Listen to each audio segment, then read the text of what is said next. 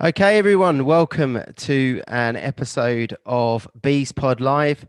I'm really sorry about that last few mashups, but it wouldn't be a Barnet podcast without something going wrong um, on it. So we have lots of stuff to cover. We're running a little bit late, but it's a live show, so something's going to go wrong.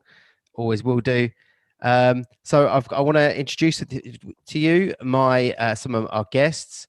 So we have with us on the show today, we have Trevor Knell, who some of you might know from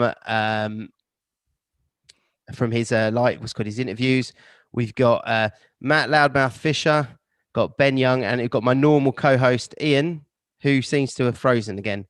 So, No, oh, he's I'm back. back, man. Don't worry. You're back. All right. So let's see if all the technical glitches and stuff like that are completely out of the window, now, and let's see if we can carry on and have a really good show. So I'm going to hand over to Iain to get cracking, but this is the season review for Beespod.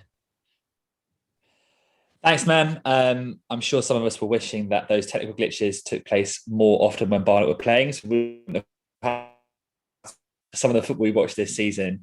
But as Mum said, it wouldn't be a Barnet review show without some sort of technical mishap. We've seen enough of them on the pitch this season. But first of all, just very quickly, guests, fantastic to have you on the show. We're going to spend a bit of time in the first section discussing a few things around Barnet's start to the season. We're going to jump straight away to Loudmouth, who we've been missing your vlogs at the games, Matt. But just if you can think and cast your mind back to almost a year ago now, what were your expectations heading into this season with the Bees? Darren Curry's gone. Peter Beadle has come in. What were you thinking in terms of back about 11 or 10 months ago? What were you hoping for this season before it all started? Not to get relegated, and we've achieved it. Simple as that. Nice.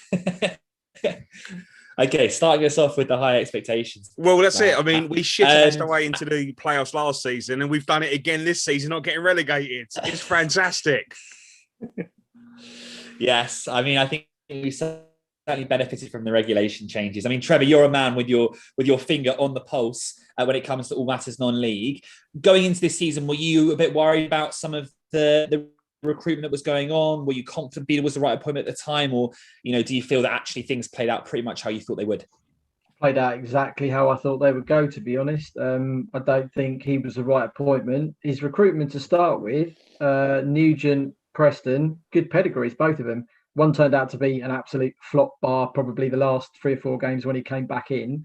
And the other one spent most of the season injured. Beyond that, we picked up journeymen, we picked up players that were playing at 2 or 3 levels lower.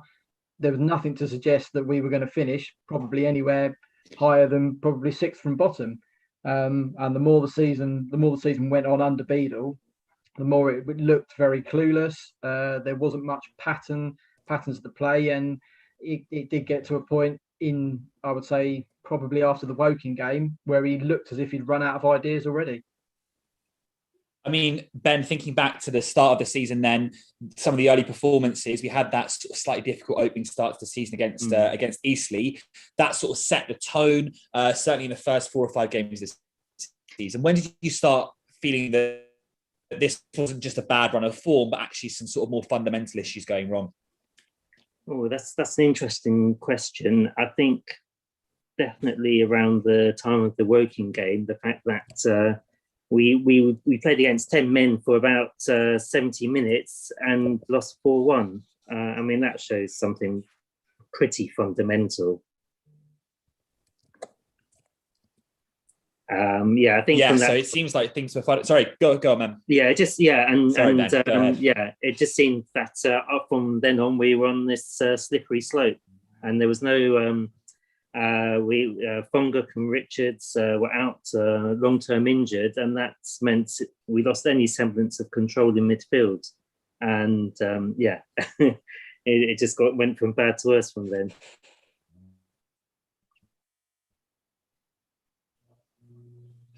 Matt, going back to you there, up and down the country for many years now, did you get sense, Matt, that this team were particularly ill-equipped for conference football quite early on yourself, or was this something that you realised a couple of bits later on that it was going to be a really tough season?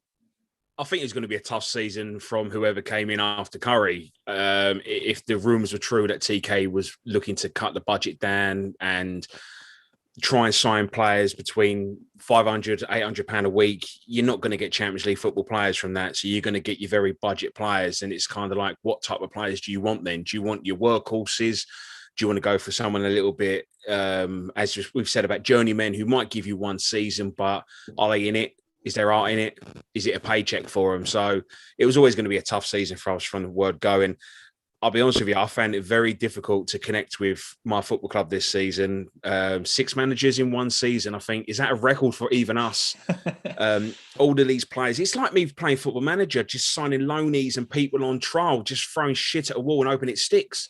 That's how I felt this season for Barnet. And I've never felt more disconnected with my own football club or any kind of football club in my life. I honestly could not wait for this season to end. I hated it. Absolutely hated it more than when we've been relegated in the past. Go ahead, Trevor. Yeah, just a couple of things I've picked up on what Matt said there. Our budget was actually middle of the table with what everyone else was paying last season.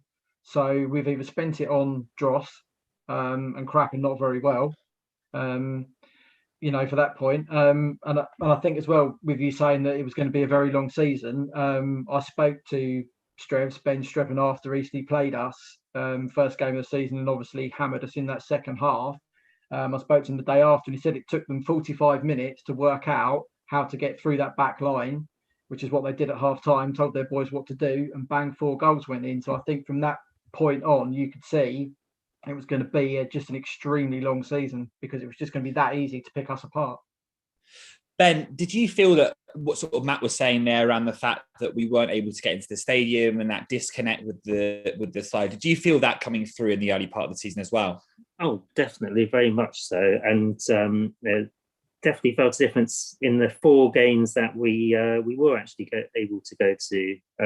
Felt even though the 2 performances under Beadle resulted in a defeat and a draw, I definitely felt more connected going to those 2 matches than watching it over the stream. And I think the team actually responded better in those 2 games as well.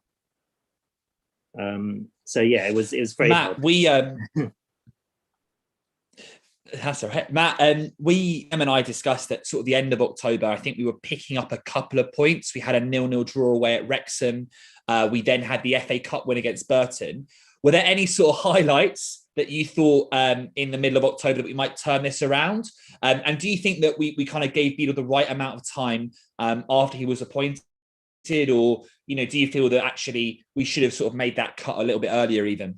He should never have been given the job in the first place. No disrespect to the bloke, okay? The guy was out of work for 2 years. Football moves very fast. And if you're out the game 6 months, that can be a burden. And I don't want to jump ahead, but Flowers is prime example. Prime example. So he should never have been given the job in the first place.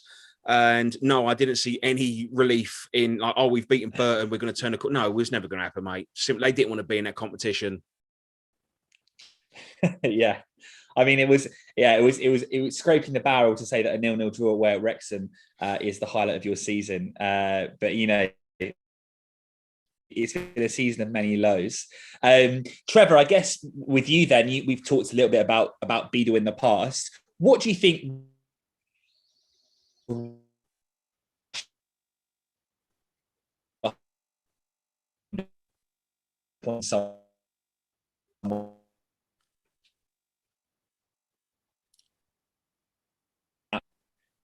Mem, you're on mute. This is a bit awkward.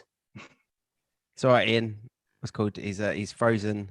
This is a live show. This is what you expect, right? So there was a rule to tonight. I forgot. Ian, you cut out. I'm going to just tell everybody about the rule we added. When a team scores in the game, you got to down your drink. Turkey have conceded a goal. How am I going to down a 2-litre bottle of Schweppes here? Mate, we've got an hour. Do your drink. Come on. Well, you don't have to down the whole thing. You just swig it. Oh, now you tell me.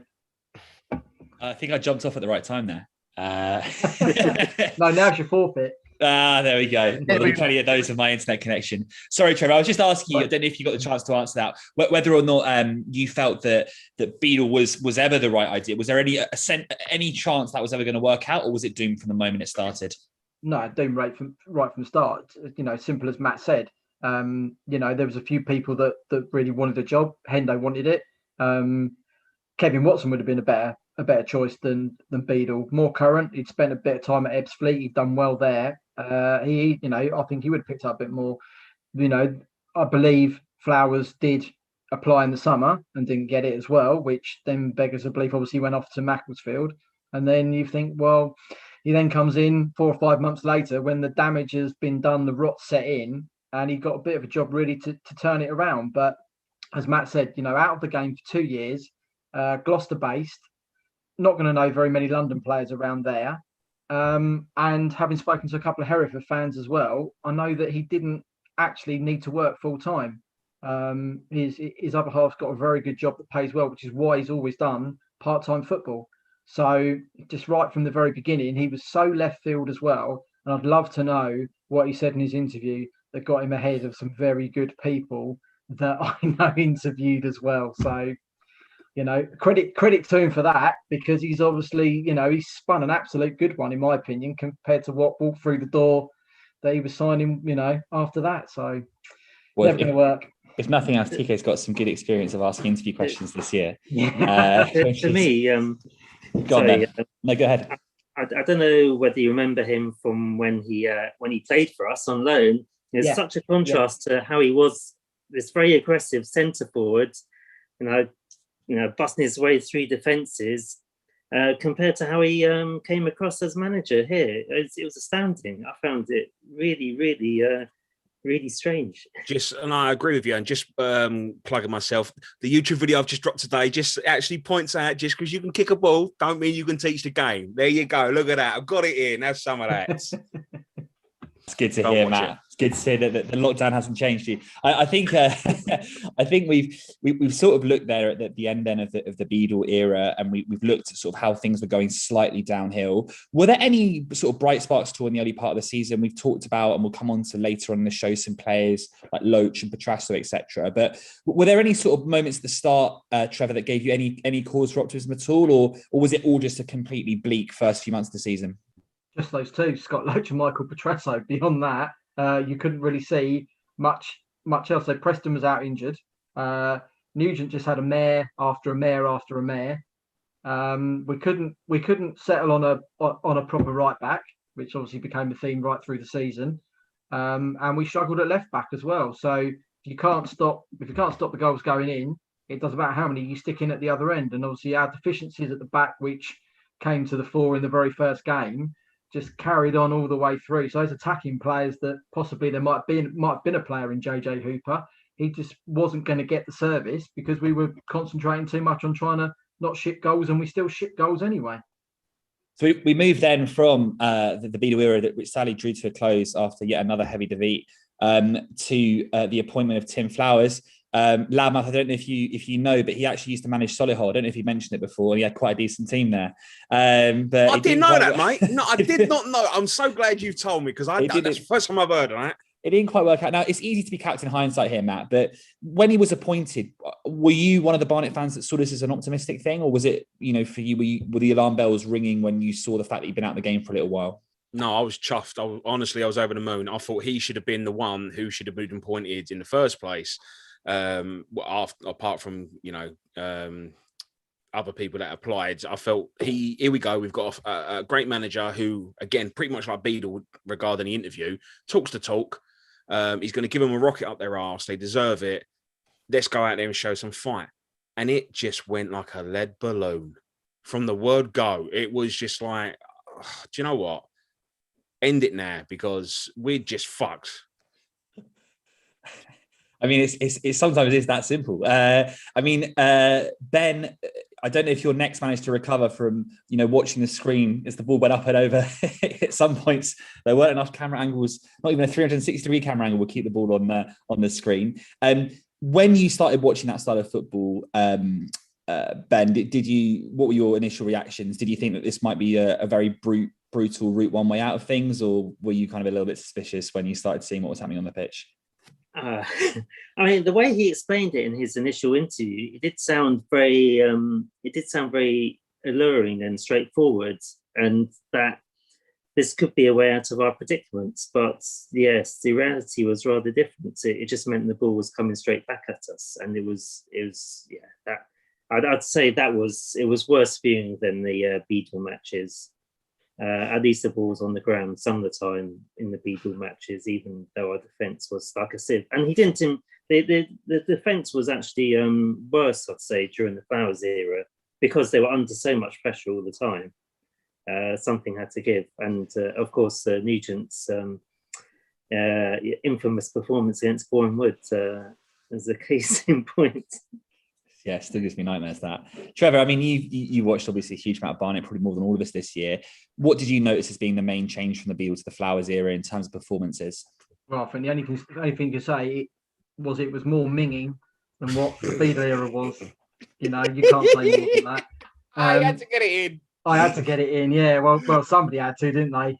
I mean, as Ben said, I think defence was even worse. The capitulation at Kings Lynn, the performance at Dover, the pitch was bad for both teams, but Dover looked like they wanted the game. They were the only side below us at that point. Nuts and bolts, all the nuts and bolts. Yeah, nuts and bolts of it. Yeah. Yes, there we go. I knew what we'd get when he was coming in. 6 foot giants, ball goes up to the top, you play off the second ball. But the fact that we couldn't defend restarts, we couldn't recycle anything, it was just minging. Just out of interest, any viewers in the comments, just put your favourite Tim Flowers cliche in there. We've already said there is a lot. Minging. There's quite a lot. Don't like it, they can do one. Yeah, get your coat. Don't take all of them. Like, give the viewers a chance to actually put it in the comments. But just basically look up Ian's Tim Flowers bingo tweet, and you'll be able to just take them off there. I mean, Matt, we obviously saw the start of the Flowers era go downhill fairly quickly. One of the things he did do, though, was begin to sign players quite rapidly. And a couple of those have sort of stuck around to the end of the season. In terms of recruitment, did you see or have you seen any grounds for optimism with some of the players that Flowers brought in, the likes of Daly, etc.? Or, do you feel that those players were like what you were saying earlier, just like sort of panic buying, trolley dashing, and not quite what we needed to get ourselves out of trouble? I think he done what John Steele did, signing what he knows and who he knows and try to get them on his side, and the rest will fall into place. But it just didn't work for whatever reason. I don't know if they... I don't understand how his game couldn't just adapt into the way he wanted it. He signed pretty much the same players. It just... I can't put my finger on it. I really cannot. I'm so still now disappointed it didn't work out for him. And us, because I thought he was going to literally rifle us up to the table. But I'm so disappointed. Really am. We've had Alces on YouTube has said, listen. That's very true. Curry fucking loved that one as well. So did Bassey as well, though. If you listen to his interviews, you got listen about 4 or 5 times in one sentence in a reply to Adam. I think we've listened to enough managers this year. But let's now listen to Ben. I mean, Ben, your thoughts then on the Flowers era.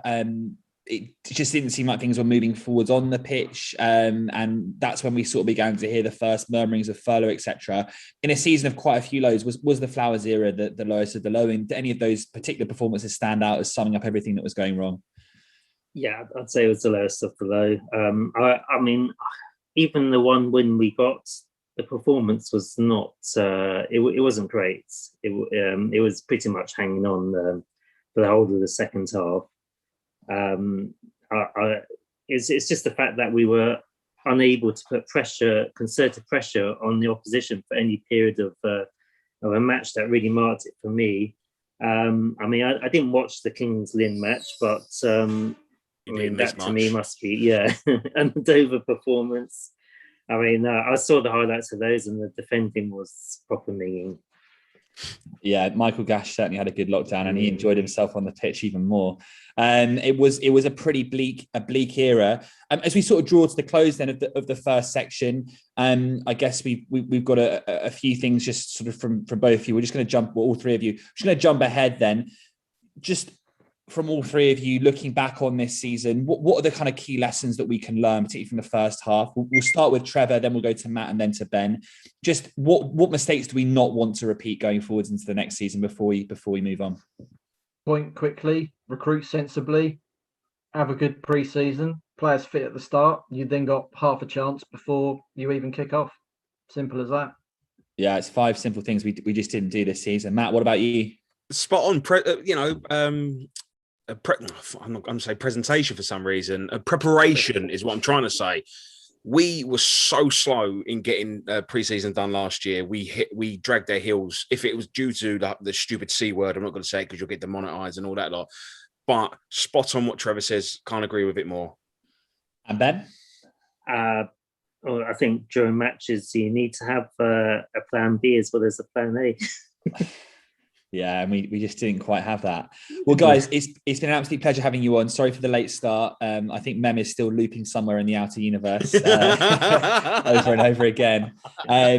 But Matt, we'll obviously look forward to hopefully seeing some more of your videos next season when we're back in the stadiums. Fingers crossed. I know you've stopped doing them, but it'd be great to have a couple out there like the one you've released today. And Trevor, your writing as usual has been, and we'll come on to it later on in some of the prizes, been something that's kept us all going. And Ben on Twitter, I don't think I've ever seen someone as active on Twitter as you, Ben. You must spend all your time there. So any Barnet rumours or not? Very online. Very online. But guys, thank you so much for joining us. We wish you all very well. We look forward to seeing all three of you very soon at the Hive. Cheers, guys. Appreciate your time. Take care. Take care. Thanks for having us. No worries. So one thing that we were going to do in this podcast was that as the club is not running an official Player of the Year award, Sam Collins from who does only Barnet as kindly did an unofficial supporters Player of the Year. So we've got our first. We're going to be announcing them over time, and we actually have some guests, and we have a guest as well coming on now. And we're going to now announce the first one, which is the most improved player. So I'm going to do this now. Right, I haven't pulled out. We've pulled out all the stops here. This is the moment of truth, man. Yeah, I can't mess this up now. Right. And I've lost my screen. What's called? Right, that's annoying. What can you see? Right, here we go. That did sound like the infamous intro music again, making its way through the call. Okay, can you see on the screen there? What is going on here? We can see some of your very lovely pictures in the background, man. I know Trevor's pretty keen to know what that one on the right is. That was very funny. Right, can you see that now? Unfortunately not. Okay. Right, let's see if I can. Sorry about this, everyone, but this is why it's live. And we're going to do that now. There we go. So the most improved player of the year is Eamon Azazi. And we are really pleased to have Eamon on the show tonight. And he's coming to be a part of Beespod Live. So I'm going to let him in now.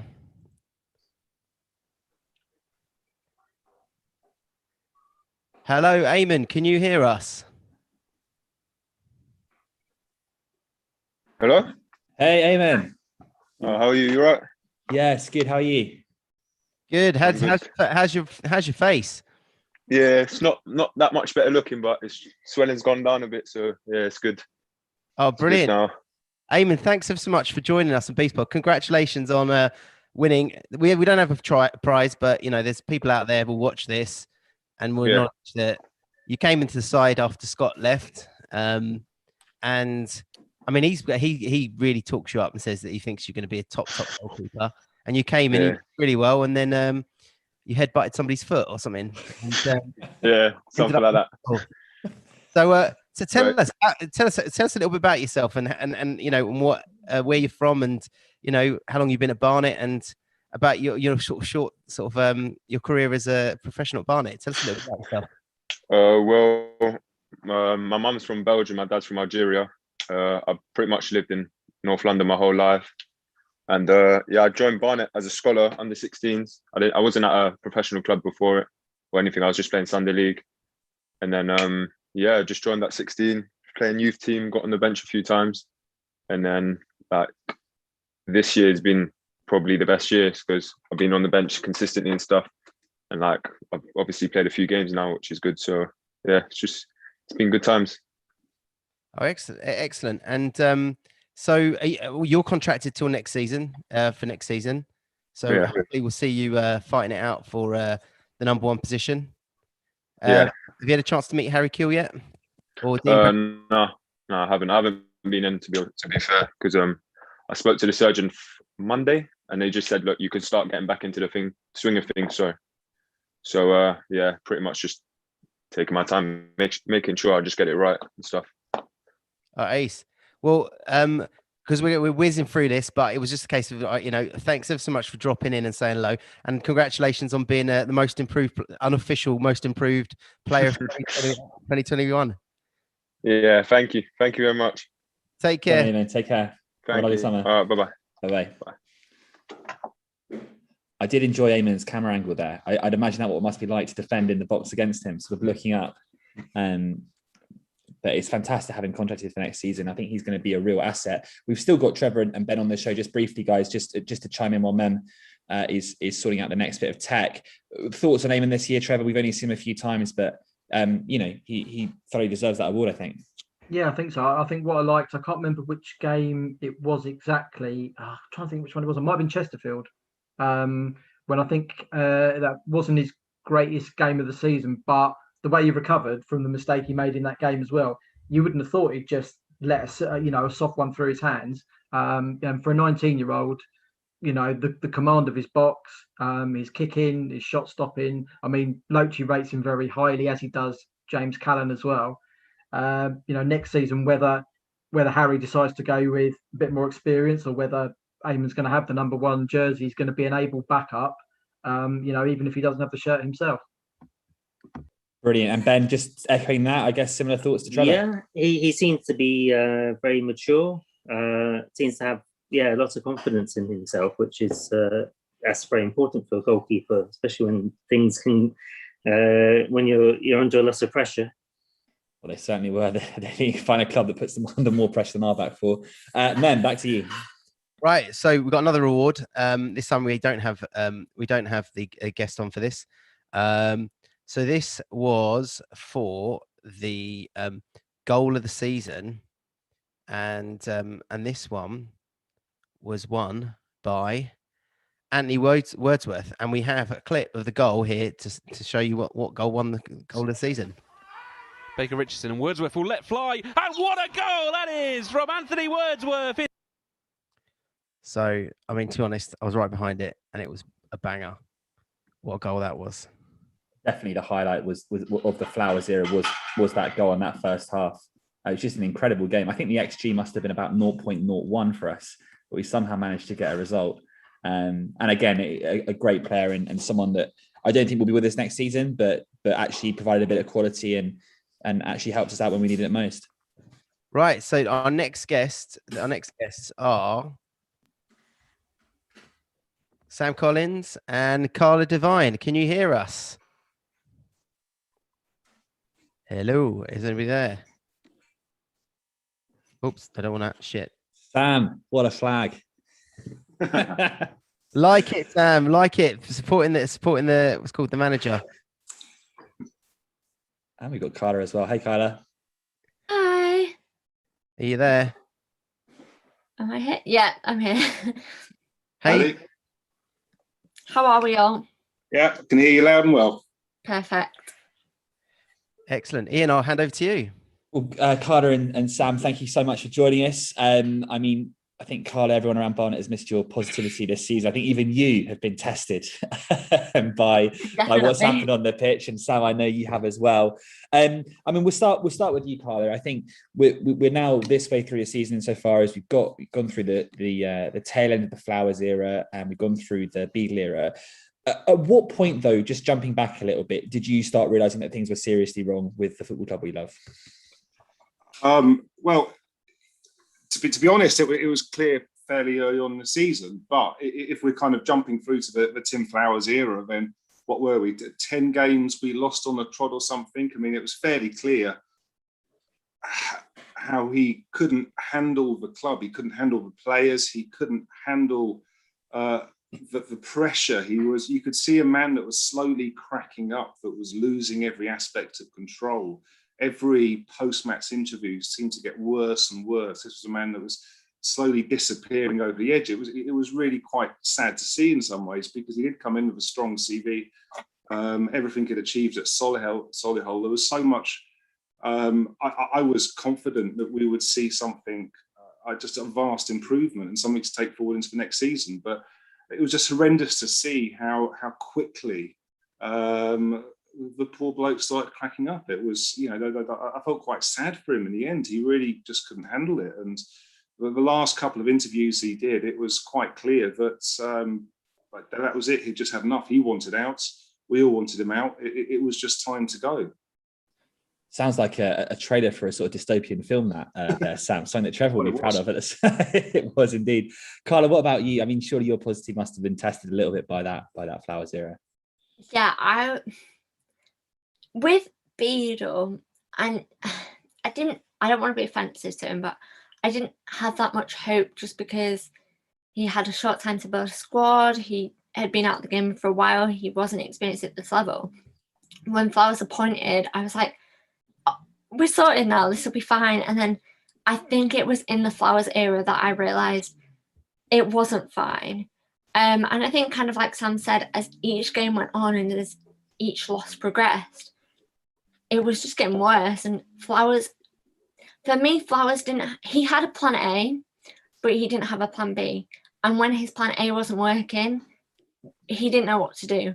And for me, this is something I've said to a couple of people, but I think this was proved when Fairclough came in that, it's been a goal.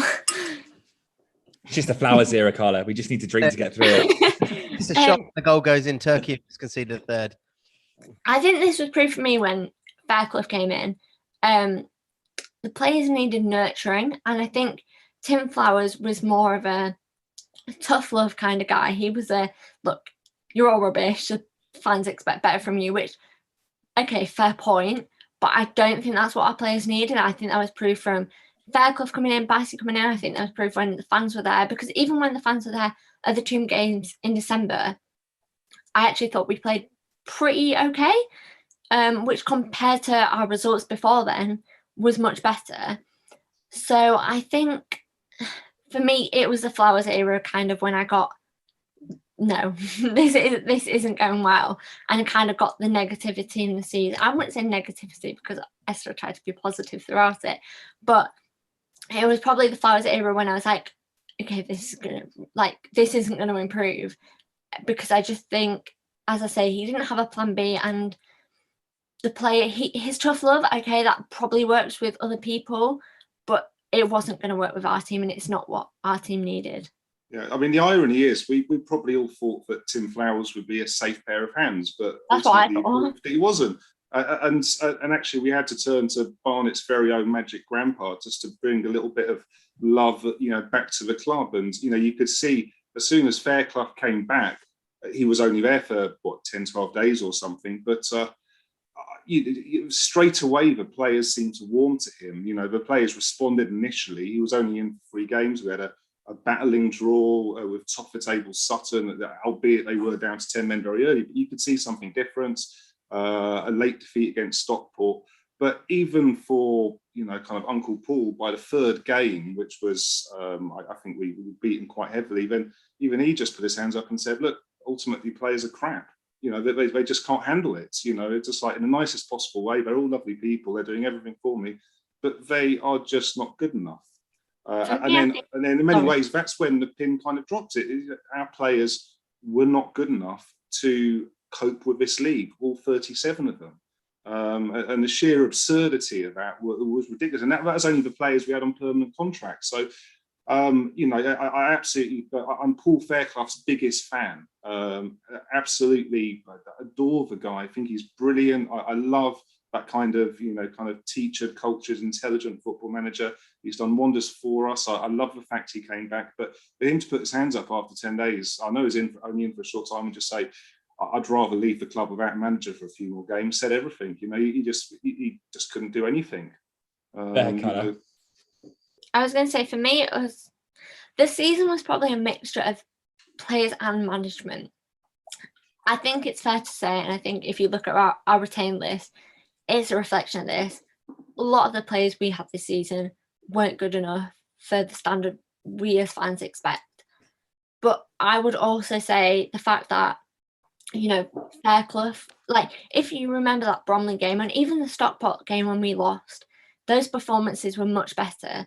And I think as well when Bassey kind of continued that, I don't know how you guys all felt, but for me, it felt like there was a sense of pride being reinstilled into the club. And I think the players were finally kind of playing for the shirt. And I think that a lot of fans, including myself as the positive one, throughout the season, we were like, these players aren't, a majority of them are not playing for the shirt. And so I feel like Bassey did reinstill that. But yeah, I would say I just feel like it was probably a mix. As I say, towards the end of the season, we kind of saw what some of these players could do, and they weren't all bad. And actually, I remember sitting there with my dad at the last game of the season and being like, actually, a lot of these players on the pitch aren't that bad. And I would actually consider retaining some of them as first team players and some of them as subs. No, I don't know. I felt like Tommy Adeloyd, Lee Vaughan, Harry Taylor, Efron were all playing on the end game of the season. Skeffington Beard, who obviously I'd like to sign. And I actually felt like watching that squad, there were some players I would actually retain as first team players. And there was some, maybe Wordsworth, who's quite hot-headed, I think it's fair to say, considering his red card record, who I'd maybe keep on the bench, his experience, but if you're on 90 minutes, you're probably going to get sent off. But so it's not like all the players were bad, but I feel like some of the onus was on the players, because I think, I'm not going to name names, I'm not that person, but I think we all know which players weren't good enough for us. But I think there's also some managers who probably didn't get the best out of some players we've actually seen are quite good. So yeah. I think for me, it was a mix. Sam, just back to you briefly. I mean, you mentioned there at the start about Flowers essentially being a broken man and really struggling to inject any form of positivity into that side. Do you think anyone could have done that? Or do you think it was going to be just an impossible job, considering just the state of things? It's cold, it's winter, we haven't won in God knows how long. What were your thoughts?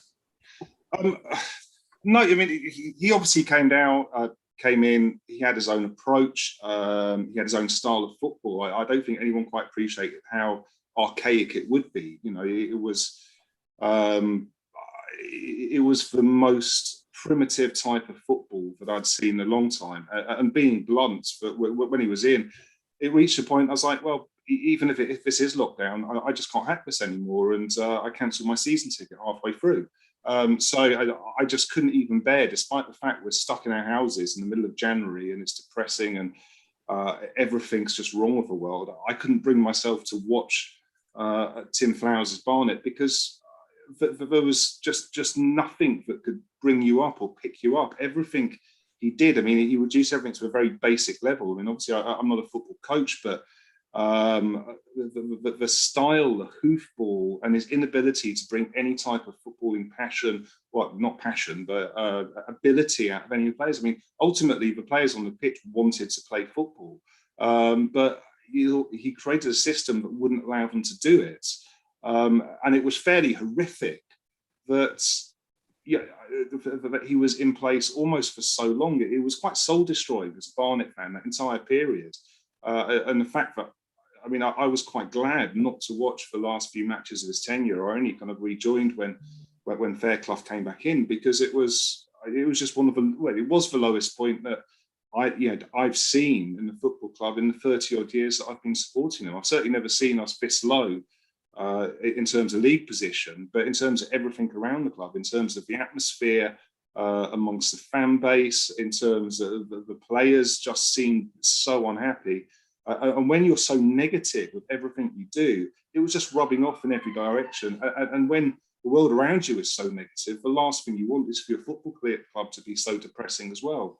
Yeah. And it was just such low, and something needed to change. And I know we've been through 43 managers this year, but I'm just so glad that that he obviously decided to have nothing, walked out, or TK finally kind of gave him the tin tack. It was so needed. But sometimes things just don't work out, and that was the case with him. He'd done well with Solihull, but it was just awful under us. It was a real low point. And Carla, then I guess that's Sam saying something needed to change. Something did change. We got Paul Fairclough in, and then we eventually end up with Bassey. Just on the sort of final few questions around this, then Carla, I guess like mixed emotions now, because I think we all recognise there was an improvement under Bassey. What did you think of watching his style of football, going to games in person at the High potentially, and seeing the changes? What do you think he did that brought a little bit of life out of the side at the end of a very difficult season? I think, as I previously mentioned, there was a nurturing side, which obviously I don't have an insight into what Bassey was doing with the players, but Tim Flowers' interviews came out and was basically like, "You're all rubbish." Was basically what he was saying. Whereas Bassey came out and he was like, "Look, there's areas we need to improve, but actually we did it okay in this area." And I think, as Sam touched on, Flowers was quite hoofball. And maybe if Flowers had built his team from the off, that would have worked. But because it was a team built by someone else, this was not a team equipped to just do hoofball. And I think Bassey kind of collected onto what Fairclough had brought in, and was because I think under Fairclough it was a bit like, "Okay, boys, I want you to enjoy football." And I think Bassey did attach onto that. And I think I watched the team who was enjoying their football. For me, like with Bassey, I didn't actually know what to expect, because obviously he'd never been a manager himself. But I did see a team that was enjoying itself a lot more, that probably felt a lot more confident. And I think from the 2 games that we were allowed into under Bassey, I mean, I don't know how many of you were there, but for me, the atmosphere was actually quite good. And I didn't necessarily expect that, because we've obviously had such a poor season. Like, I don't think anyone could be mad at our fans if we booed them all the whole way through, because we've had such a disastrous season. But actually, all the fans got behind them, and I think the players bounced off that. And I think that links back to what I was saying about the players need nurturing and encouragement, and I think it did really help them. And we were playing some nice football. I like Skeffington, the balls he was putting in to, like, Harry Taylor was playing quite fast, but the ball he was putting into Harry Taylor or Adeloyd, and it was quite advanced and attacking, and it was nice football to watch as a fan. And I think I could feel that the players were enjoying it more, and I think the encouragement of the fans. And Bassey, you could hear him, obviously not the whole way through, you could hear him on the touchline, and he was quite encouraging to go forward and attack. And I think it was just kind of that atmosphere of, like, I think we got to a point in the season where, when relegation was off, I'm like, let's be real, there's nothing to lose. We can't get relegated. We're not going to get to the playoffs. Let's just do what we can. And we were unlucky at the end to finish bottom. Like, let's disregard Dover, because obviously they null and voided their season. But at the end, we literally came bottom on goal difference. So actually, we really picked up towards the end of the season. And I think it was that attitude of, we have nothing to lose. Let's play the football we enjoy. Let's encourage each other. The fans came back. We encouraged them. And I think it was a sense of, okay, let's just support each other. Let's be together. Let's do the best we can. That kind of got us to that end of season run, I guess. I wouldn't say it was the best, but it did improve definitely compared to our whole season. I still think there are a few people on this call who was one person on this call who still thought we had a shout of the playoffs in about mid-March. I'm not going to say who it is. You can work it out. But just, I guess, finally then, Sam and then Carla, similar questions to what I asked Matt, Trevor and Ben earlier. In terms of going forwards, lessons learned, obviously we've seen Bassey leave the setup. We've seen the appointment of Harry Kewell and Dean Brennan finally to Barnet. Starting with you, Sam, and then briefly, and then on to Carla briefly as well. What lessons can we learn from this season going forwards? And do you think there's ground for optimism in the future that things will never get this bad again? Oh, good. Well, what can we learn? Absolutely nothing. As far as I'm concerned, this is a completely unique season. There's nothing like it before, never will be again. I think from the off, we didn't know what to expect. I, kind of embarrassingly but wholeheartedly support the decision to basically stick a team of Sunday League players out there for the sole reason of saving money. I was fairly confident that there wasn't going to be relegation from the off. That kind of changed several times. And in many ways, I had the same thought process as our chairman did, because I thought there'll be no relegation, clubs will go bust. Wasn't expecting the grant money to come in. And then, oh my God, we were doing really terribly. We need to bring in a new manager, new players. There might be relegation. And then we end up in a worse position than if we'd started off with a fairly decent squad from the off with a decent manager. I've got absolutely no issues with how it all worked out, but it was fairly horrific. It was a horror show. I also accept I'm a massive hypocrite in many ways, because I was genuinely worried that half the teams in our league wouldn't finish the season, and for a variety of reasons they have. Obviously, many clubs now will be paying back their loans for years, for decades to come, and it will impact what happens in our league. I would rather just put what's happened behind us and really, kind of fingers crossed, ever the optimist, thinking that that COVID can't possibly have the same impact on next season. But touch wood, we have absolutely no idea. I think we've made the right managerial choice. I like the way the new setup has been put there, because it feels like there's a longer term approach to it. Will Harry Kewell do wonders for us? God only knows. It depends how much he's backed. I do think that we'll see some quite attractive football coming through next year. But it's impossible to learn from something that is such an anomaly. Yeah. There won't be another season like this. It was so weird. And oddly enough, the clubs that have done best out of the season are the ones that just ignored all the potential hazards. Apart from Dagenham and Redbridge, which I really enjoyed watching them screw up their season. But for teams such as Notts Counties and Chesterfields, they kind of kept the same approach they have done in years gone past. There will be financial casualties kind of moving forward. The most important thing to me is, we have a club. We're quite fortunate, if you go onto the club website now and have a look at, what signings we've got no one left. We've hardly got anything. So, at least Harry can bring in his own players. I do think he'll be backed, and I think we'll move forward. So I would quite like to forget the last 12 months, pretend it never happens, consign it to history, and just move forward, and we'll never talk about it ever again. Thanks, Sam. Yeah, I agree with you. Definitely about moving forwards and forgetting some memories of the last 12 months. Carla, to you then briefly, lessons to learn similar to Sam, or do you feel that actually there's some things that are more long-term this season we can look back on? I think lessons to learn is probably to Tony K, buy cheap, buy twice. And I think that's a phrase that's been thrown around by a lot of our supporters this year. And there's the argument, obviously, that, okay, but we were never going to face relegation this season. So was it a smart move from him to buy cheap? I still disagree. No, it was not. Buy cheap, buy twice. And I think that's what we've absolutely proven this year. So I hope that he takes that into summer and kind of applies the opposite to that, really, and invest. Personally, I didn't know how to feel on Harry Kewell. Obviously, he's been a name that's been around our club a few times. His managerial record isn't the best. I personally don't know that much about him.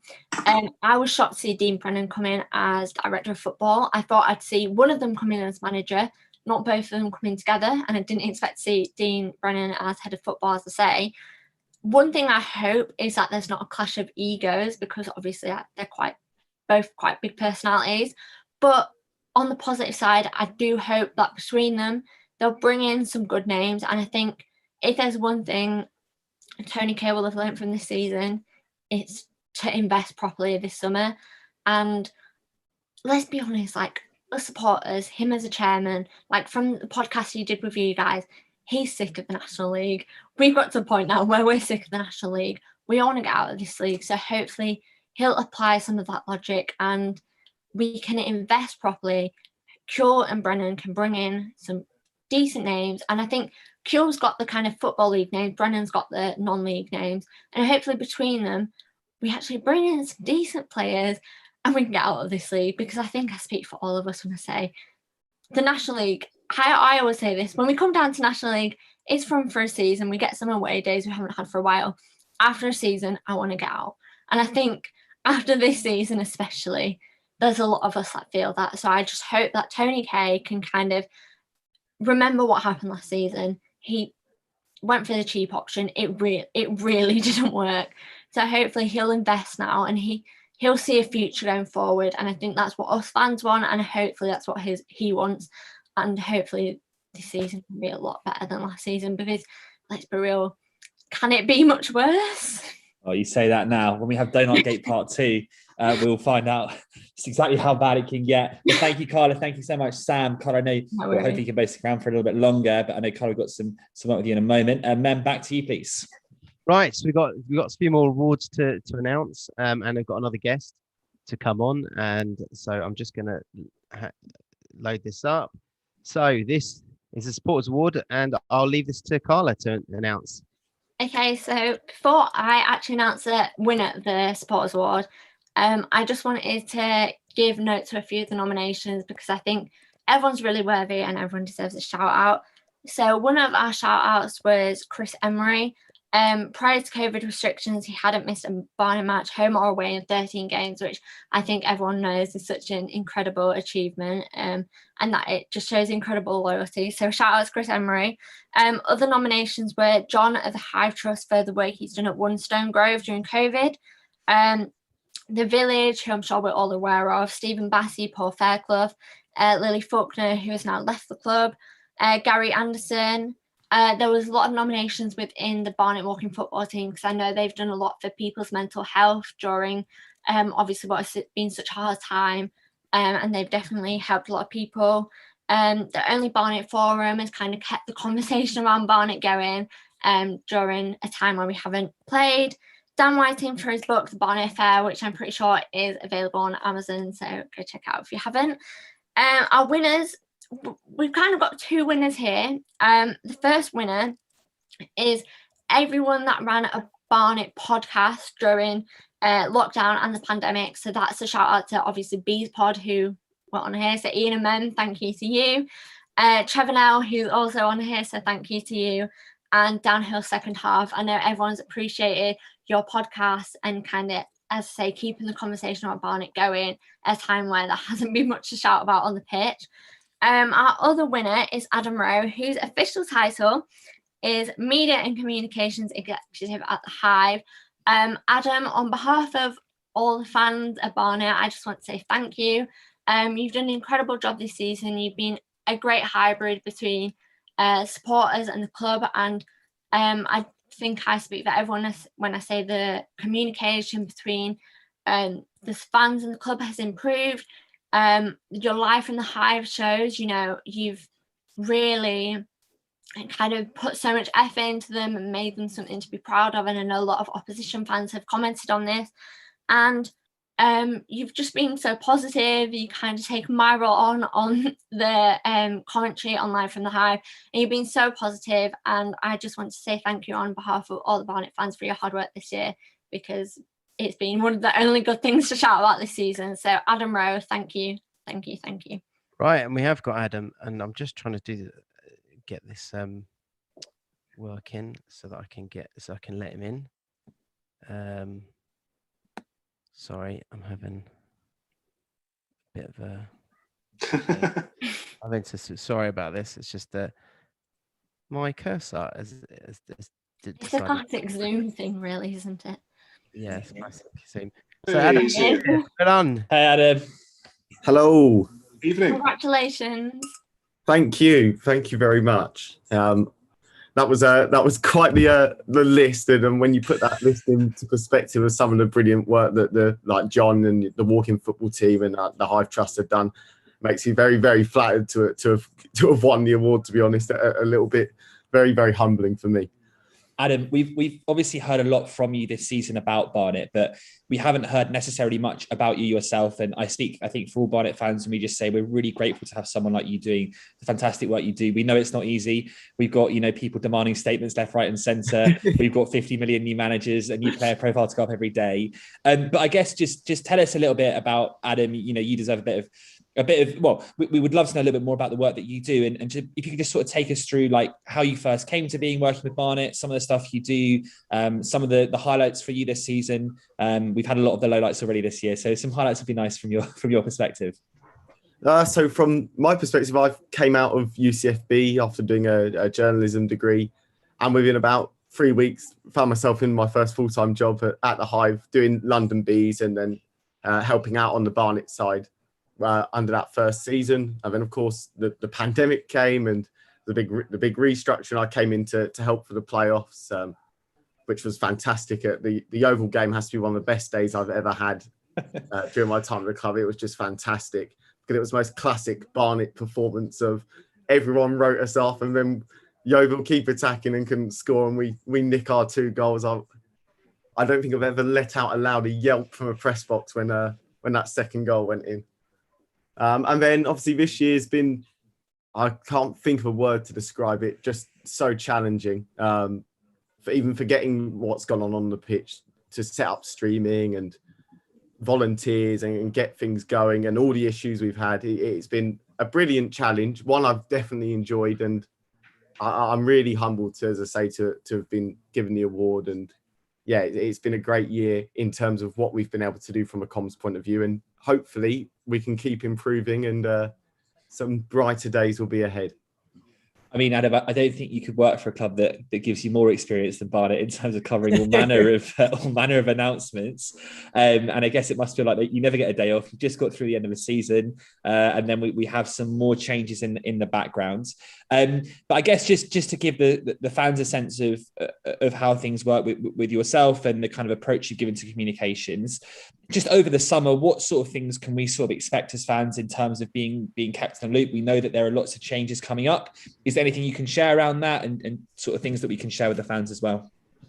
Well, you can certainly expect plenty of interviews with the backroom team, even the likes of Gary Anderson, and obviously Ricky Bartlett starts his new role on July the 1st. So I just really want to give the fans as much insight into everyone's new roles. Of course, we're going to catch up with Harry and Dean next week, which should be really good. We'll give a great insight into those two. From the early conversations I've had with those two on the phone, they are so enthusiastic and so buzzing for what they want to put together. So hopefully that will come across in the early part of next week. Yeah, as I say, there's such big changes going on in the back room, as the chairman alluded to in the interview with you guys. So hopefully we'll bring you a bit closer to that and give everyone a real understanding of where the club's heading, hopefully into a much more positive 21-22 season. And finally, from me, Adam, I guess, the one thing that I'm sure, you've been asking the whole time is, when are you going to get a break? We really hope you are going to get a break before the new season. How do you plan on sort of recharging after what has been quite an extraordinary season? Well, I'm going on a bit of annual leave at the back end of next week. I'm actually going to England, Scotland. My mate got me a ticket as a surprise, which is fantastic. So I'm really looking forward to that. And then I'm going away for the weekend next week, the weekend after. So that'll be my little recharge. But I'm sure I'll be heading to the laptop for the majority of my annual leave. To be honest, there's never a night off in when you work in football, to be honest. And with all the work that needs to be done in terms of recruitment, I'm not going to leave you hanging whilst I go off on holiday. So hopefully we'll have plenty of signings to announce. Well, just make sure you don't tell TK that you play right back, otherwise you might end up on the pitch or in the first team squad, because we know you've had a fair few of those. I'll tell you one thing, if my commentary can sometimes be inane, you certainly wouldn't want to see me at any point on the field of play. We've watched some players this season, Adam, believe me, as have you. But thank you so much, Adam. Thoroughly deserved, and thank you for all your incredible hard work. We know it's not an easy job, and we know that sometimes it can be frustrating for for you dealing with us. But we really appreciate everything you do, and just a huge heartfelt thanks from everyone at the club. You thoroughly deserve the awards, and we're really grateful to have you as part of the club. No, thank you very much, Ian, and obviously to Trev as well. You guys do brilliant work in keeping the fans engaged as well, and keep up the great work. And hopefully we'll be back at the Hive after the summer, and we can all have a good catch up in person. And TK, look forward to it. We need another interview with TK. That's what Mem says. Is that why I've won the award? No. Well, I didn't. None of us, messed around with the voting. That was. Right. Actually, what we'll actually say, Adam, I'll pop you a quick email because Carla didn't quite have time to run for everything. But the actual where you vote for the supporters award, it's all a free text, and there's no vote for this person, that person. And I was doing the adding up all the votes, and the sheer number of people that named you and then added the reasons why. I mean, we could literally spend 10 minutes with everyone just overflowing with kind of gushing, wonderful comments. And it's quite unusual that, considering the year we've had, which has been quite appalling, that there's so much positivity going into one person and one role in the club. I do think you absolutely kind of thoroughly deserve it, because there has been a change and people have picked up on it and seen on it. And it's not just one or two people or us. It's a huge part of the supporter base that has been overwhelmingly positive, and you'll probably end up completely blushing if we kind of read through some of the comments that people have put down. So I'll pop you an email so you can keep them to yourself. But yeah, no, it's absolutely well deserved, and so many fans actually kind of recognise that as well. No, it would be great to see them, and for everyone that took the time to vote. All I can say is, from my point of view, a massive thank you, and I will absolutely crucify myself. So I'm glad you give me this extra opportunity. I have to say thank you to absolutely all of the volunteers from UCFB who've come in and done with the streaming this year, because they've worked tirelessly and had to deal with some of my absolute foul moods when I've come from Halifax on a Tuesday night from 5 to feet, and I'm grouchy on a Saturday because we need to get something going for the stream. Of course, to Aaron for the co-commentary, and look, there's lots of people behind the scenes who have worked tirelessly hard as well. So credit to all of them, and as I say, thank you to everyone that took the time to vote. And hopefully, as I say, this time 12 months we'll have some nice graphics of us having a much better season, maybe with a National League trophy at the end of it. That would be nice. Adam, thank you so much. I'm going to hand back to Mem now as we draw towards the closing stages, but thank you, Adam. Really appreciate it. Take care. Mem. Right, so we've got some more awards to announce, and we've also got still another special guest to come on. So, right, let's load this up. Just want to say to everybody out there live, my computer just keeps freezing every time. I've got so much going on. So, let's see if this works. Right. So we've done the Supporters Award. Right, the next one, you can announce this one, Ian. Yes, so Club Man of the Year 2020-2021. I think it's important to say that, even though there were some really difficult moments this year, there were a lot of positive individuals. And as much as I think Sam hit it on the head when it says there's never going to be a season like this again, it's been a completely unique season. And some people have really stood up and been counted. And one of those is someone who has been a hugely popular and important player on the pitch, both this season and last season. And that is Scott Loach. And so huge congrats to Scott. Okay, so the next one, and this one is, I'm so glad in this moment. He's one of our own. He is, and I think I'm so glad that all supporters got to see this one. And this, I'll show you the champagne moment of 2022. Get away. It's Skeffington. Defeats Kefalas. Kefalas for to Wordsworth. Here's a chance. Harry Taylor cuts back. Will he get a shot away, Harry Taylor? He does! It's a first goal for Harry Taylor! 151 games in the making. Harry Taylor is off the mark for the Bees. So champagne moment goes to Harry Taylor. Now, I did contact Harry Taylor, but I've since found out he was on holiday, so unfortunately we didn't get a visit for him. And the next one was the Young Player of the Year. And Sam, do you want to say a few words about the Young Player of the Year? Okay, as I'm quickly... Okay, oddly enough, this was the most competitive category we had in terms of, and probably, I mean, one thing we do realize, we had a lot of players on the pitch, especially towards the end, that were kind of under 21. I can give you a very brief kind of rundown, because third and second place were split by a handful of votes, and that was Eamon and EMC again. But actually, the runaway winner of the Young Player of the Year this year was someone that obviously kind of really stood out because he wasn't with us that long, and that was Sam Skeffington. Now, I spoke to Sam, and he was gutted that he couldn't make it on tonight, because he was really chuffed. This is probably his first season as a professional, as an adult, and his first games as in men's football. But he did record us a little message, so I'm going to play the message now. Hi Barnet fans, it's Sam Skeffington here. Firstly, I'd like to thank everyone at the club who voted for me for Young Player of the Year. I know I could only meet the fans at the last couple of games of the season, however it was a pleasure and I'm happy we could give you good results. I loved every minute at Barnet and I'm just annoyed that I joined so late on in the season. But once again, a massive thank you to everyone who voted for me at the club, and as you all may know, it was my first taste of men's football, so I will always remember my time at Barnet. Lovely message that from Awesome. Sam.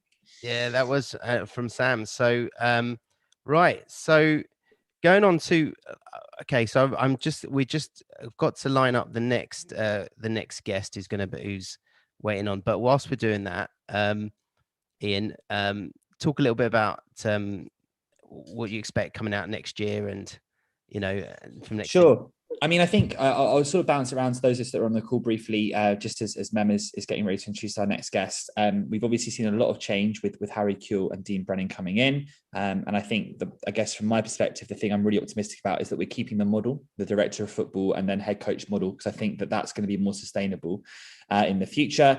I do have a few concerns about the egos. The people that I do know in non-league, unfortunately, are those who haven't been overly positive about the appointments. But actually, I think the key thing is, have they both learned from where things have gone wrong previously? And I think for Harry Kewell, that, I think what Carla hit the nail on the head when she said that these are people who have got experience, but not too much experience, that they only know one way of doing things. And we've got to hope that there is enough integrity in the structure, and the people like Gary Anderson sort of stick around to give us that sort of ability to make this work, because it could be hugely exciting if it does. Just briefly, I mean, Trevor, we've got you still here. If you wouldn't mind just quickly sharing before we bring on our next guest what your thoughts are on this, and then we'll come back to everyone else before the end. The structure is exactly what Tony promised in the interview, in his statement as well. So he stuck to that. And as I put in my blog as well, it's the first stepping stone on the floor. We've been asking for a strategy, for a process for a long, long time. He's got one. He's actually stuck to it. Now he needs to keep sticking to it all the way through. I think it fits quite nicely. If we go back to when Simon first came in April, Dean probably should have come in as well at the same time as Simon and Dave Anderson did. So really, you've got that actual structure in place, just minus Simon Bassey, still with Gary Anderson at the top, Ricky Bartlett somewhere around it as well. And obviously, we still got one to come under Harry as well. Okay, I mean, I completely agree, and I think with fingers crossed, it is going to be a positive change going forwards. Now, what I would like to just say is we're going to introduce our final guest now, Mem. Mem, I don't think I'm actually able to admit people in to the conversation. All right, then give me a second. That's fine. As you're setting up, let's just quickly jump to Ben. Ben, just your thoughts on the Bassey end, and then the appointment of Kewell, and just like I'm sort of waking up from a slumber there, Ben. Yeah, he sort of popped up towards the screen. No, I'm fine to answer. I'm just intrigued. See how it'll work out. Obviously, TK's had these big schemes and the management of the club before, and he hasn't seen them through. He has to he has to see this one through properly and put proper resource into it. Well, we are going to end the show on a really positive note, and we're delighted to be joined by our final guest. I'm going to hand over to Mem to introduce this set of special awards. So, Michael, are you with us? Hello? Hello, Michael. Can't see your face. Put your screen on. We need to see your face. Come on. We can see Michael. We can see. Michael. Can you see me? Yeah, we can see Yeah. and we can hear you. Okay. Hey guys. So, Michael, you are by far and away the winner of the UK, the Norwegian, and the Swedish Supporters Player of the Year. Wow. So pretty much smashed it. Tell us about your time at Barnet. Well, I just want to say thank you for voting for me. And you know, I'm honored, obviously. You know, I think my experience at Barnet personally was very good. From the moment I got in, and you know, I kind of got thrown into things. I think it was because we had that COVID incident and we played that FA Cup game. And I think I just started off on a bench where I scored 2 goals and got us through to the next round. And I think that just picked up momentum from there. And I think, yeah, personally, like the boys kind of welcomed me. And obviously I know for the fans, the results kind of didn't go our way this year and kind of helped, well, not help, but save the relegation. So, but I think personally, I know I really enjoyed my time at Barnet. And yeah, I enjoyed playing, and the stadium and the facilities were wonderful. So We're gonna see one of your goals because my computer seems to desperately want to show this goal. So I'm going to show one of your goals. It's actually one of my favourite goals of yours this season. It come from a really good move. Give us a second, and I'll show you this goal so that everybody listening in, also watching in. So, and this was against Bromley when we came back under Paul Fairclough. So, talk us through this.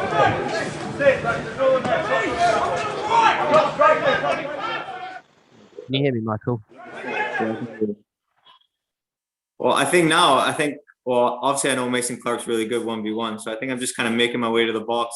And then when it comes to me, I think I just flash it with my left foot. Obviously it's got a lot of pace on it, so I didn't need to put a lot of power. And I just kind of, technique and just put it back post. And it came off as a wonder goal. I would say one of the best goals I've scored in my career so far. So no, I think it's a great goal. And obviously just a new manager came in and tie us back 2-2 right away was obviously brought a little bit more momentum considering our results previously. Obviously, this season was very a very difficult season. And what do you put it down to? What do you put down this, like the struggles that we had this season? Is there anything you can put your finger on?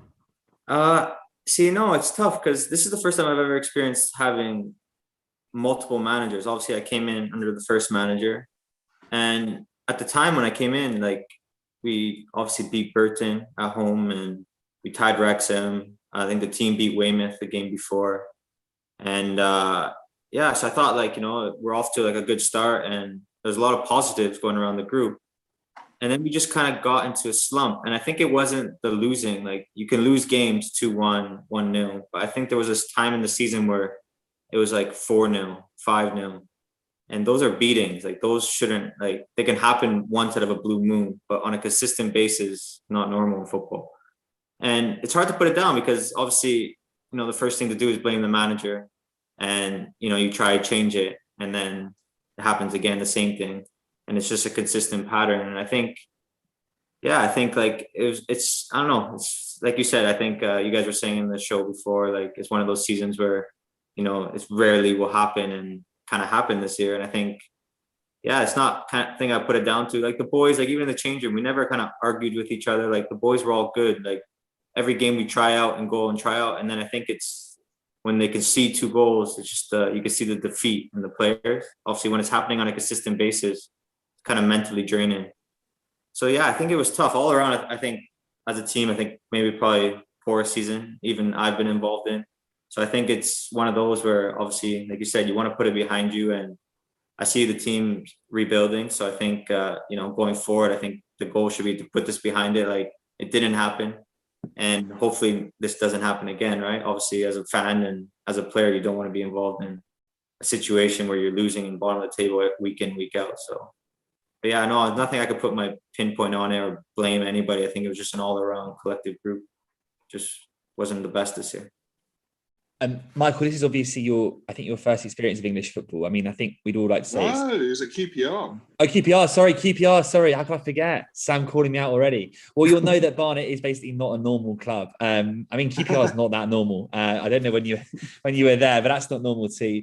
But I guess just in terms of you personally and in terms of how you played and coming to the conference, what did you kind of make of the level of football and how does it compare back to Canada? Because the Canadian League, even with Loudmouth, who's not with us in his sort of football manager exploits, is a bit of an unknown for a lot of us Barnet fans. How did the sort of Barnet sort of standard of football compare to what you were playing with previously?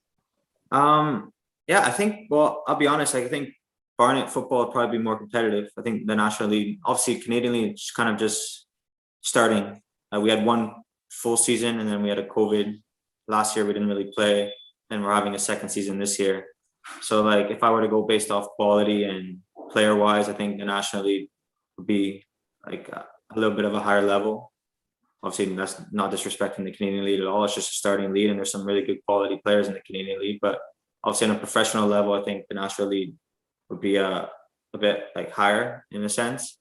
And as in English football, like I've been wanting to come back to England and play ever since I moved back to Canada. So I think it was one of those moments where like I was trying to find a loan and Barnet kind of took the chance on me. Like obviously I played in England before, but I think when you leave the country, like when you play abroad, English football is kind of like, you know, it always looks for players that are locally in England. You see players switch team to team. So Barnet kind of took the chance and it was good. I felt like adjusting back to the English way and, you know, sometimes it's direct. You have a lot of good individual qualities and, you know, I liked it. I enjoyed it. And I think, I think that's what I would say on the National League. And I think you can see that there's teams at the top of the table that definitely deserve to be in League Two. So I think you can see that the level is obviously growing. And I guess finally from me, Michael, we've had a lot of sort of challenging moments this year, but when you do eventually return to Canada, back to York, and what are going to be your sort of memories of Barnet? Any sort of particular highlights that stand out? We talked about the goal against Bromley, but there were some really good moments, particularly at the end of the season, where it seemed like things were finally coming together. So can you share any of those sort of positive memories you have of the club? I have quite a few. Obviously, my goals, I think, like even like the Burton game, I think it was like my first time to get back against a League One opposition, and I think even though we held on for like 90 minutes with a red card, I think you could see like when we won that game, the locker room, we were like thrilled. And obviously an FA Cup run, trying to do an FA Cup run is like one of the main things. You also want to play the Prem team. So that was like a big moment, I think I remember. And just at the end, I think obviously like when you're playing without fans, like obviously the fans watching, but without in the stadium, when you go down one goal or two goals, the stadium's just quiet. It's just you stuck. You're like on an island playing against teams just pummeling you. And I think the last couple of games when we had fans, when we could hear the energy, it kind of made us like, not saying that's an excuse, but like it kind of gave us the momentum to push forward. I think if we had fans throughout the season, I think it'd be more of like the environment just a lot more lively. Like you show up at games and you just want to, like, you know, the fans get on you when you're losing and you just want to make it better, like and prove them wrong. It's things like that. And I think that is, like at the end, I think I enjoyed that. And I think that even the last game I came off the bench against Mainhead, you could see the atmosphere was buzzing when we scored, when we were out, we were winning. And those are moments I wish I had more with obviously Barnet. So I think those are like some highlights I had this season. Well, Michael, I think I'd say again on behalf of all Barnet fans, thank you for everything this season. You were definitely the brightest of the bright sparks in like what's been a really difficult year for us. And a lot of fans have said how, it's been difficult to kind of like build that connection with the club in such a difficult year. And I think it's testament to the fact that you're a new player that's come in, and it's testament to your quality and your hard work. And you're just generally having you on the pitch has been such a boost for us as fans. The fact that you've won this award with actually very few of us actually watching you play in the flesh is just a huge credit to yourself. We wish you all the very, very best with the future. I'm sure that you're being very nice now, but in the future, if you ever manage to if you ever find yourself at Loose End in North London, we would love to have you back at the club. I'm sure we could convince you to sneak in on one of the wings. But thank you so much for all of everything you've done. It's been a pleasure having you at our club, and we're really proud to have had you win this award and represent the team this year. So thank you.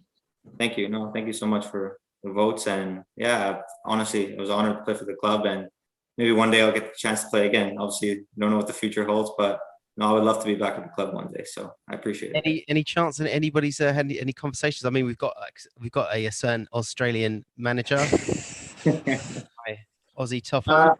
Show my Not that I've heard of, but honestly, I had really good experience, and like even though through a tough season, I think like personally I enjoyed it, and I kind of played some of the best football I played in a long time there. So I think like I'd be more than open to playing for Barnet again. I think they brought some of the best football out of me this season, even through the tough times, and I think that's a place where you kind of want to play. And I obviously, if I had the chance again, whether it be in the soon or later, I would definitely look into it. So I appreciate it, guys, and obviously thank you for the award. And yeah, no, I'll definitely be following next season as well. So definitely. And Harry, if you're watching, he's decent, very decent. Thanks, Michael. Take care. Lovely to have you on. Cheers, Mikey. Thank you. I should probably just add that he didn't just win; he completely kind of swept up. He got double the votes of the player in second place, and that says everything to how much we enjoyed the entertainment of seeing him on the pitch as well. Because there weren't a huge amount of bright sparks, and even when we were getting spanked, then I think we're a club that just loves a decent winger. That's why we were universally in love with Darren Curry for so long. Because no matter how bad the bad times are, if you've just got one person, and particularly a winger, then it can just actually make watching a game worthwhile. So, it says everything that he completely swept away the award this year as well. It's probably, one of the highest percentages we've ever had in terms of player of the year as well. So, yeah, awesome. It's been brilliant. We're lucky to have him here. It's the best thing to come out of the Beadle era. Yeah, I just hope my Canadian blog views don't go down. I'm sure they won't. We just need to sign another one. Well, if they're going to go down into Canada, they're definitely going to go up in Australia because Mem has now sporting. Is that a cricket top now, Mem? I don't know. My Aussie neighbour just said, I said, "I've got Aussie tops." And he went, yeah, just threw a rugby one, I think, and a cricket one. I'm not sure which one's which. It looks like cricket to me. Is that cricket? Well, guys, listen. I think we're gonna briefly wrap up now, but I think first of all, thank you all everyone for coming on. Before we go, I guess hopes into the next season is probably a good place to end things. I'm sure we'll be back with a pre-season show in the not too distant future, but sort of running through everyone on the call, sort of hopes for next season, expectations, and yeah, just generally what would you like to see on and off the pitch next year. We'll start with yourself, Ben, and then we'll kind of work our way around.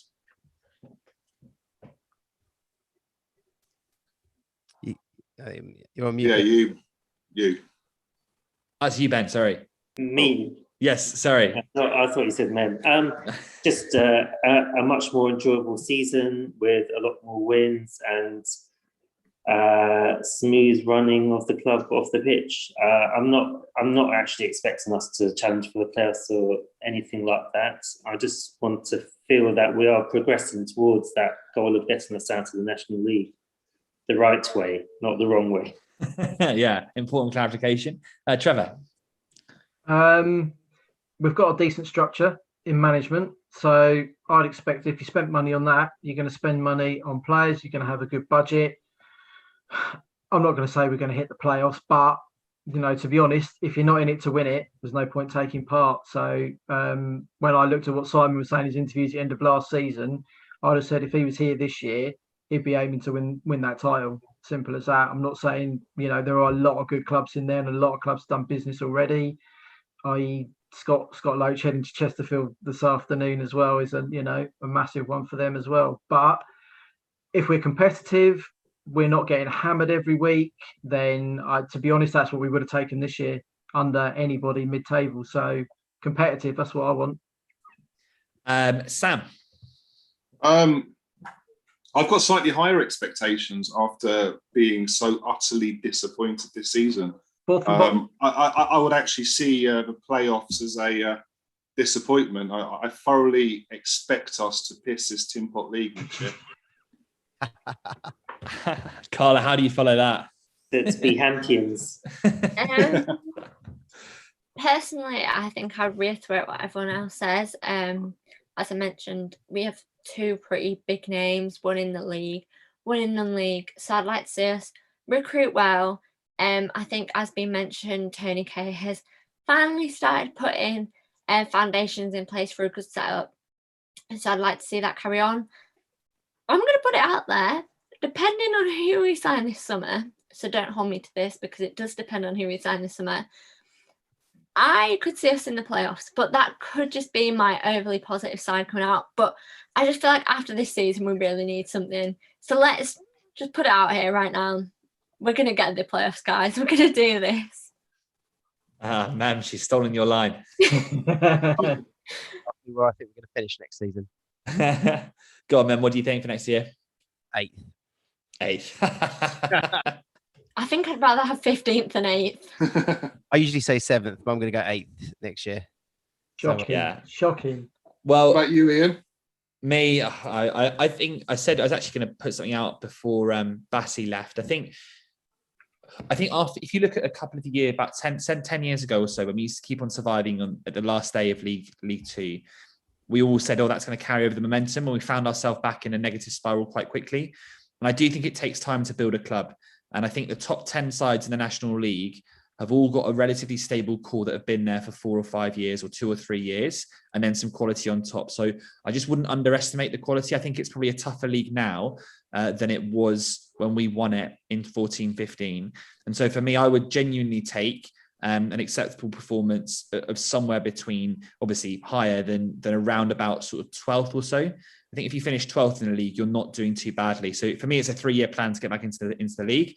The first year is solidifying what's been a broken team essentially for a year. And even before that, it wasn't, the trending signs weren't upwards, right? Curry came in and fixed things a little bit, but it was still generally heading down. And then another year to push for the playoffs, and the final year to kind of capitalize on it. So yeah, I'm quite a cautious guy, but I would say I'd be happy with an upper table finish for me would be good. But listen, I think, that's a buzzword for the evening. In the words of all our managers, listen. But thank you all so much for joining us. And thank you, Mem, for putting together a really good show. I know we took the mick a little bit with some of the technical things, but you did a great job of getting everyone on. And it was a really nice way to end what has been a tricky season, but actually one with still lots of memories. And as Sam said, we're still really grateful that we've got a club to support, which actually sounds like a low bar, but actually is really important. And I would just say to everyone who's listening, we hope you have a lovely summer. We hope you have a break, which I think you need from this football club. And we really look forward to seeing you in pre-season and then going forwards in the National League. Mem, is there anything you'd like to add before we wrap things up? No, just thank everybody for watching. Follow us on at Twitter, at Beespod on Twitter, and follow our Facebook. And we'll see you in the new season. Thank you so much, everyone. All of our guests, take care, and hopefully see you all soon. Thank you, everyone. Cheers, guys.